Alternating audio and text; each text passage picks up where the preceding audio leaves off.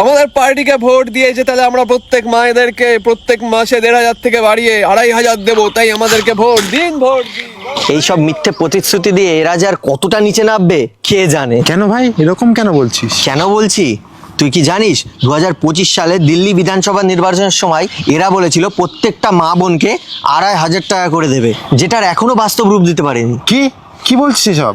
আমি তো এগুলো সব সত্যি ভাবতাম। শুধু কি তাই, মহারাষ্ট্রের লড়কি বেহেন প্রকল্পে প্রত্যেকটা নারীকে 1,500 টাকা দেওয়ার প্রতিশ্রুতি দেয়। তারপরে কি করে, কেওয়াইসির নাম করে 85 থেকে 90 লক্ষ নারীকে লিস্ট থেকে নামই বাদ দিয়ে দিয়েছে। আবার ভোটের আগে টাকার লোভ দেখিয়ে ভোট কেনার চেষ্টা করে। তাহলে তুই বল যে এরা জিতে গেলে এদের মুখের কথার উপর কি করে বিশ্বাস করব যে এরা যেগুলো বলেছে সেটা বাস্তবে পূর্ণতা দেবে? ঠিক বলেছিস, তাহলে মানতে হবে লক্ষ্মীর ভান্ডার কোনো কাগজে লেখা কোনো প্রতিশ্রুতি নয়। একদম।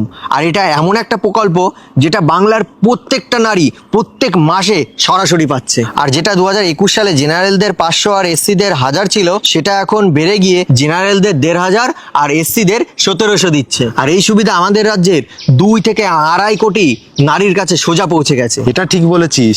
আগে আমার বাড়ি জানিস ডেলি ঝামেলা হতো। কেন? মা বাবার কাছে 200 টাকা চাইতো বাজার যাওয়ার জন্য, বাবা তখন দিত না, মা আবার সেই নিয়ে ঝামেলা করতো।